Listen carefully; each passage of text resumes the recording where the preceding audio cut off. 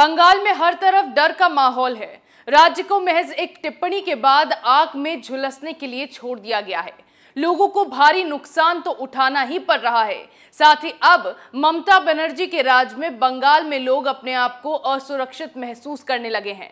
ऐसे में राज्य का ये हाल देखकर अब कोलकाता हाई कोर्ट से ममता सरकार को फटकार लगी है और साथ ही कहा है कि अगर बंगाल की पुलिस राज्य की स्थिति को नियंत्रित करने में अक्षम है तो केंद्रीय बलों को सरकार बुलाए।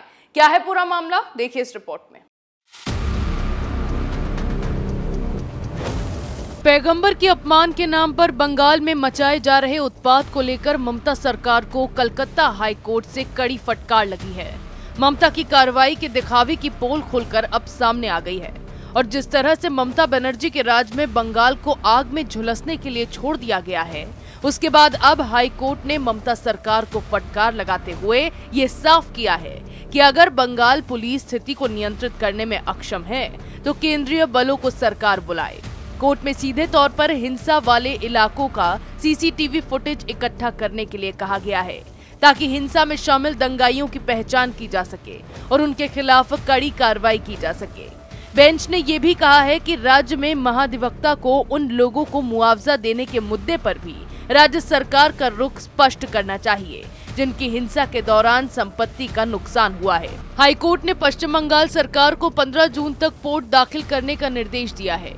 राज्य के अधिकारियों को ये सुनिश्चित करने के लिए हर वो आवश्यक कदम उठाए जाने के लिए कहा गया है जिससे इस तरह की घटनाओं को बंगाल में अंजाम न दिया जा सके और शांति व्यवस्था कायम रहे।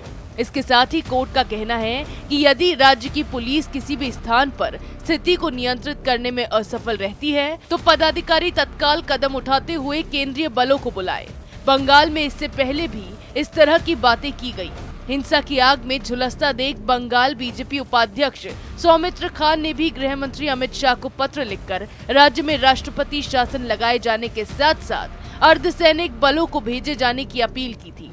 ममता राज में चाहे चुनाव के वक्त बीजेपी कार्यालय में आग लगाने का मसला हो, दिन दिहाड़े लोगों को घरों में बंद कर उन्हें जिंदा जलाए जाने का मामला हो या फिर रेप जैसी शर्मनाक हरकत या इस तरह से धर्म के अपमान के नाम पर राज्य को आग के हवाले करने का मामला हो, हर बार ममता की पुलिस बस तमाशबीन बनकर खड़ी ही रहती है लेकिन कोई एक्शन नहीं लेती क्योंकि ज्यादातर मामलों में ममता के ही कार्यकर्ता ऐसी हरकतों में शामिल रहते हैं जिससे सवाल सरकार पर उठते हैं और ममता बनर्जी की मुश्किलें बढ़ जाती हैं। और यही कारण है कि बंगाल में ममता राज में जो कुछ भी होता है उस पर कार्रवाई नहीं की जाती।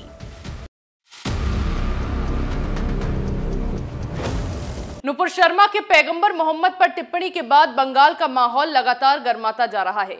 पत्थरबाजी हो या फिर आगजनी, उपद्रवियों ने पूरे बंगाल में उत्पात मचा के रखा है लेकिन कार्रवाई के नाम पर कुछ नहीं किया जा रहा क्योंकि ममता बनर्जी को अपने वोट बैंक की चिंता सता रही है।